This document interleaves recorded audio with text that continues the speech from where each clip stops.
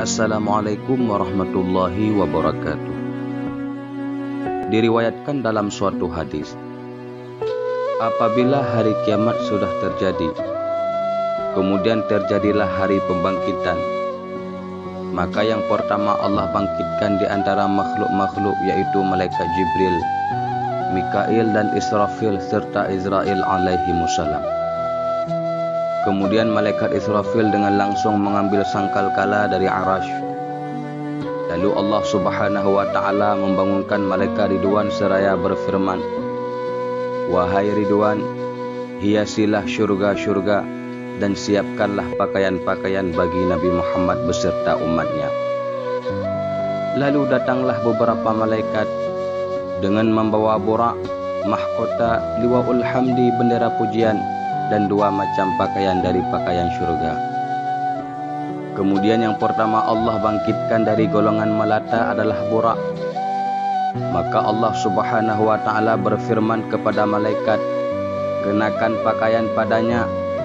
Maka mereka mengenakan pakaian padanya, berupa pakaian pelana yang terlapisi dari yakut merah, sedangkan tali kendalinya dari zamrud dan hijau, dan dua pakaian, yang satu berwarna hijau sedangkan yang lain berwarna kuning. Lalu Allah subhanahu wa ta'ala berfirman kepada malaikat, berangkatlah kalian kepada makam Nabi Muhammad. Maka berangkatlah para malaikat, sedangkan pada waktu itu bumi dalam keadaan kosong dan merata, sehingga para malaikat tidak mengetahui di mana makamnya Rasul. Lalu nampaklah cahaya Nabi Muhammad dari makamnya bagaikan tiang di tengah-tengah langit. Lalu Jibril berkata, wahai Israfil, panggillah Muhammad, karena engkau yang diserahi untuk mengumpulkan semua makhluk oleh Allah subhanahu wa ta'ala. Lalu Israfil menjawab, wahai Jibril, engkau sajalah yang memanggil, karena sesungguhnya engkaulah kekasihnya di dunia. Kemudian Jibril menjawab, saya malu kepadanya. Lalu Israfil berkata kepada Mikail, engkau sajalah yang memanggil wahai Mikail. Lalu Mikail berkata, Assalamualaikum ya Muhammad. Beliau tidak menjawab. Lalu mereka bertiga berkata kepada malaikat maut, engkau yang memanggil wahai malaikat maut. Lalu malaikat maut berkata, wahai ruh yang suci, kembalilah engkau kepada badan yang baik. Maka tidak pula beliau mau menjawab. Lalu malaikat Israfil alaihi salam berseru, wahai ruh yang suci, berdirilah untuk memutuskan hukum, hisab, dan menemui Allah yang sifat Rahman.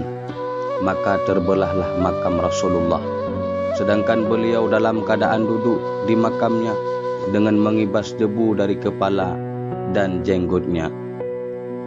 Lalu malaikat Jibril memberinya dua pakaian dan burak.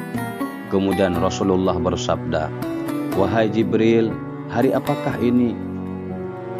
Jibril alaihi salam menjawab, inilah hari kiamat, hari kesedihan dan hari penyesalan, dan hari ini pula yang dikatakan dengan hari burak, hari perpisahan dan hari pertemuan dengan Allah subhanahu wa ta'ala. Lalu Rasulullah bersabda, wahai Jibril, berilah kabar gembira padaku.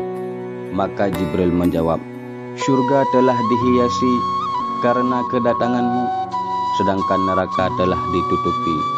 Lalu Rasulullah SAW bersabda, bukan itu yang kutanya padamu wahai Jibril. Aku bertanya tentang umatku yang berdosa. Jangan-jangan mereka itu kamu tinggalkan di atas siratal mustaqim. Kemudian Jibril berkata, demi keagungan Allah wahai Muhammad, tidaklah aku tiup sangkakala kebangkitan sebelum engkau berdiri